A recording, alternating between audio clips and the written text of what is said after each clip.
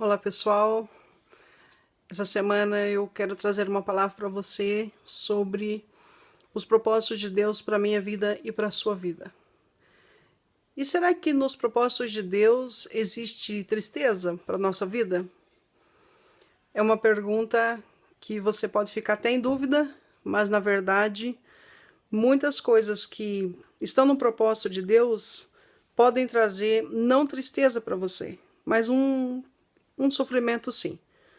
Então, eu percebo que há muitas pregações que dizem que tudo que Deus quer é só nossa alegria, tudo que Deus quer é só nossa realização, porque eu tenho que fazer a minha vontade, porque a minha vontade prevalece, e na verdade não é isso que a palavra diz, nem é isso que o Senhor ensina, né? Muitos daqueles que foram chamados pelo Senhor para viver a vontade deles simplesmente passaram por momentos muito difíceis. Se você olhar na Bíblia e você não conhece a Bíblia, eu vou te dizer alguns personagens e as situações que eles entraram são situações que, assim, são extremas às vezes, né?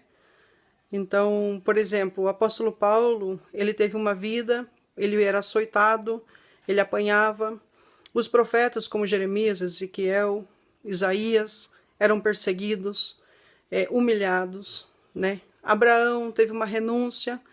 Moisés viveu numa vida de luxo no Egito, criado por Faraó, pela filha de Faraó, mas depois foi chamado para Deus para libertar o povo, então foram 40 anos no deserto.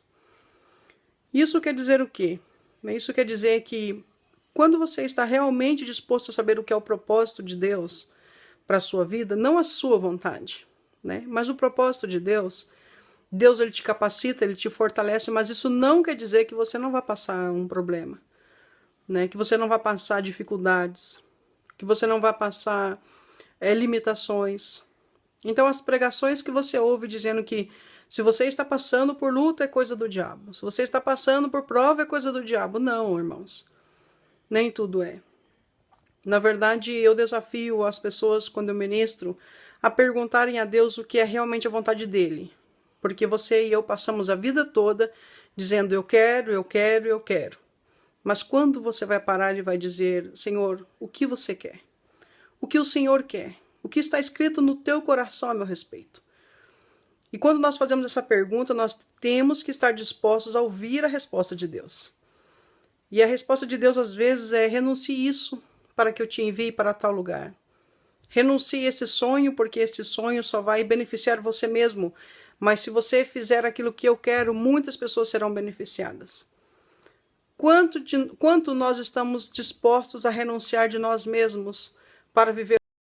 Então, qual é a alegria de servir a Deus? A alegria de servir a Deus é que nós temos uma paz no coração, que não há dinheiro, não há circunstância que pague. Por que você vê mães perdendo filhos e as pessoas se convertendo? Por que você vê pessoas perdendo famílias por causa do evangelho e pessoas se convertendo? Por quê? Porque existe uma resposta que é a única resposta que responde às indagações do ser humano. Jesus é o Senhor.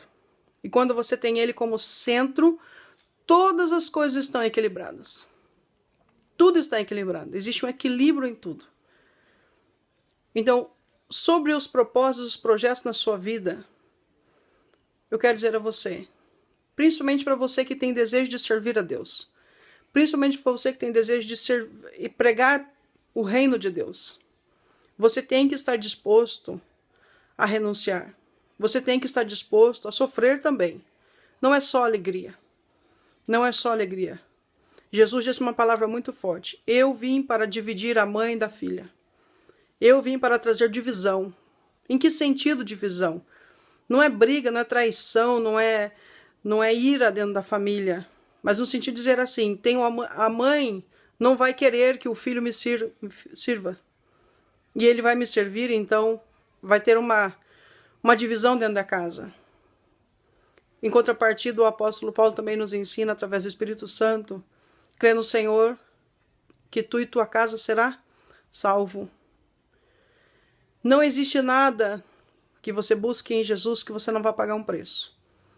E aqueles que pregam que servir ao Senhor é somente de viver alegrias e sorrisos e risos por aí, mentem. Servir ao Senhor é mais do que isso. É pensar em uma eternidade que você não vê. É pensar num Deus que você não vê. É ter fé. É perder algumas coisas para ganhar outras. Perder os seus sonhos para ganhar os sonhos de Deus. Perder os seus ideais para ganhar os ideais do reino. Isso é servir a Deus.